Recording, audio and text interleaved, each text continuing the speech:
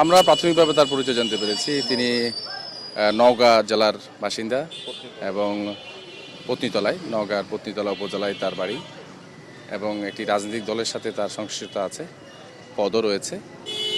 পারিবারিক কলহ বা পারিবারিক বিভিন্ন বিষয় নিয়ে কিছুদিন ধরেই তিনি হতাশাগ্রস্ত ছিলেন। হতাশা থেকে এই ধরনের ঘটনা ঘটেছে বলে আমরা প্রাথমিকভাবে ধারণা করছি। এখন মরদেহটি আমরা ঢাকা মেডিকেলে নিয়ে যাচ্ছি, সেখানে পোস্টমর্টেম হবে।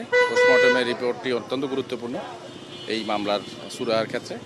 তো সেটি হলে পরে আমরা পরবর্তীতে আরও আপনাদেরকে অবহিত করতে পারব। Furniture just smarter, JMG furniture.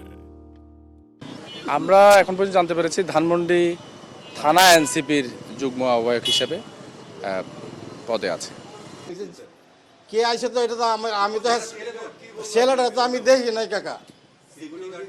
Cigarette গাড়টা এটাই কইছে যে একজন লোক আইছিল, উপরে বেলে ঝগড়া লাগছে মহিলারা পোস্টলে। এরপরে আমি তো গেছি আবার ঠিক আমি এটা লাগাতিয়া আবার হারিয়া এই মহিলারা ফোন দিয়েছি। ফোন দিলে পরে হারা গেছে উপরে, আমি যাই নাই। উপরে আবার আমার এই যে প্রশাসনের লোক আইলে এরপরে আমি গেছি, এর আগে আমি যাই নাই।